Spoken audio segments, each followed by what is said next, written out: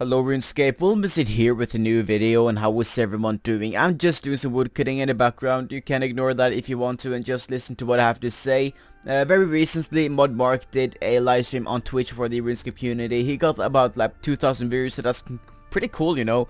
And he did answer a few questions regarding Runescape, future content and such, and whatever it might be, and some of the things he said was quite interesting. So what I did was that I watched it through the whole 1 hour and 10 minutes and wrote down everything that I found out of interest that you guys might find interesting as well.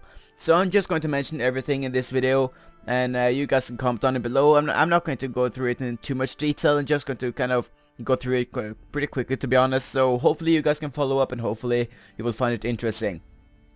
So divination, first of all, divination will be a 99 skill. Divination will also be on the daily challenges on launch day, but it won't be added to lamps or pendants or whatever it might be before a month after it's released. Divination will also, well, it can cost GP depending on how you train it. It can also be free if you want that instead. Elements of it will also be AFKable, but that's more because it will be a combination between hunter, fishing, and rune span. So elements will be AFKable, but it will not necessarily be 100% AFKable. That kind of depends on how you consider an AFK skill. The second skill will also be very much combined with divination, just like smithing and mining most likely. Divination will also be slower than fishing, which makes me believe that this is just a guess, that it's probably between 40 to 60k experience an hour. He also mentioned something about updating Dominion Tower in the Heroes Guild. Now, I'm not too sure what that means, to be honest, but maybe some of you guys know, so I'm just going to have it over there. Saros will, in a way, be seen in the upcoming quest Missing Presumed Death. I'm not sure how that means that he will, in a way, be seen, but that's basically what Mark said about that. Sliss can be assumed to be a god, if you guys still are wondering about that. And a fun fact, Mark doesn't have registered his email on his account. That's kind of funny, I guess. They're also planning a new way to train agility, kind of reinforcing the benefits of agility, as in, the question was if there would be a rune span, well, an agility span, and Mark, he didn't even smile at this one. He just said that they want a new way to train agility to reinforce the benefits or something like that. So, you know, we might see an AFKable method to train agility sometimes in the future, but they're not currently working on it. They were also very recently talking about floor 61 in Dungeoneering, and there was some discussion if they wanted to make this 5th age content or 6th age content. They also considered other ways to obtain School of Fortune promotional items, possibly by adding them to minigames. War Priest armor from the world events will be possible to achieve after the event, but it will be a lot harder to achieve it, so if you want it, you should be getting it during the world event. Some game worlds will possibly be removed in the near future. Classic worlds won't be reopened ever again.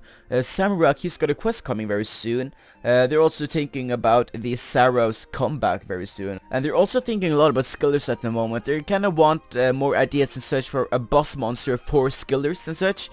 So like, that's something they're not working on it at the moment, but they're in this still the planning base. It's most likely going to happen at some point in the future, probably next year if I'm going to take a wild guess.